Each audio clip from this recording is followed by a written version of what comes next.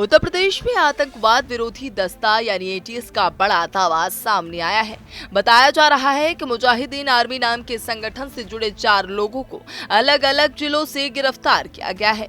ATS का कहना है कि ये लोग शरीयत कानून लागू करने और लोकतांत्रिक व्यवस्था को खत्म करने की साजिश रच रहे थे। लेकिन बड़ा सवाल ये है कि क्या सच में कोई इतनी बड़ी साजिश थी या ये सिर्फ प्रशासन की बनाई हुई एक और कहानी है। एंटी टेररिस्ट स्क्वाड की इस कार्रवाई को सरकार और प्रशासन बड़ी सफलता के रूप में पेश कर रहे हैं। आरोप लगाया गया है कि गिरफ्तार लोग पाकिस्तान से प्रभावित थे, लोकतंत्र को उखाड़ फेंकना चाहते थे और हथियारों के बल पर शरीयत लागू करना चाहते थे। लेकिन सबसे अहम सवाल यही उठता है कि उन 4 लोगों के पास से आखिर एटीएस को मिला क्या कोई हथियार बरामद हुआ या क्या कोई ठोस सबूत मिला, या फिर हमेशा की तरह कुछ फोटो, कुछ किताबें और सोशल मीडिया पोस्ट दिखाकर आतंकी का तमगा दे दिया गया। वहीं एटीएस की ओर से बताया गया कि ये लोग मुजाहिदीन आर्मी नामक संगठन खड़ा कर रहे थे। लेकिन हैरानी की बात यह है कि ना तो इस संगठन का कोई आधिकारिक जिक्र पहले कभी हुआ, ना ही इसकी कोई गतिविधि आम जनता के बीच सामने आई।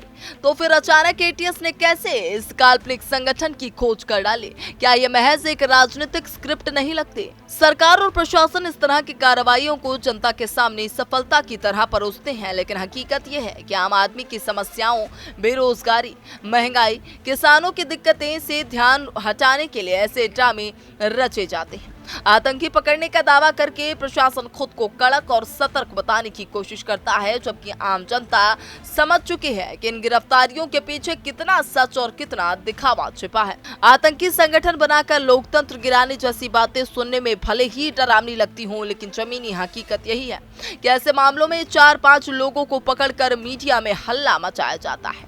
महीनों सालों तक केस चलता है, लेकिन सबूत न होने पर ये लोग या तो जेल में सड़ते हैं या बेगुनाही साबित कर रिहा कर दिए जाते हैं। यूपी एटीएस की इस कार्रवाई ने कई सवाल खड़े कर दिए हैं। क्या ये कार्रवाई सच में जनता की सुरक्षा के लिए थी या फिर ये एक राजनीतिक स्टंट था? क्या ये गिरफ्तारियां किसी सोची समझी रणनीति का हिस्सा है ताकि सरकार अपनी नाकामियों को ढक सके?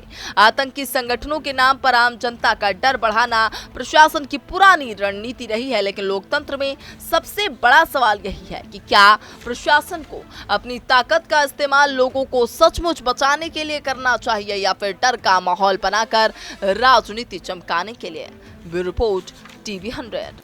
उत्तर प्रदेश एटीएस की हालिया कार्रवाई ने बड़ी सवाल खड़ी कर दी है। 4 संदिग्धों की गिरफ्तारी को बड़ी सफलता बताया गया, लेकिन ना हथियार मिले, ना कोई ठोस संगठनात्मक सबूत।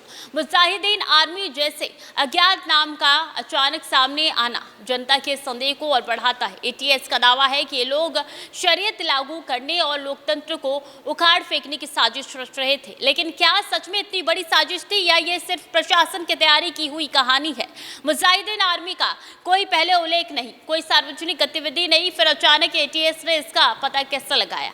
क्या ये महज एक राजनीतिक स्क्रिप्ट है या आतंक के नाम पर डर फैलाने सत्ता की पुरानी रणनीति रही है? असली सवाल यही है, क्या सुरक्षा जनता के लिए है या सत्ता बचाने के लिए? इस गिरफ्तारियों के पीछे कितना सच है और कितना दिखावा है, जनता ये नहीं सोच पा रही है। कैमरा पर्सन प्रिंस के साथ मैं स्वीटी दीक्षित, टीवी 100।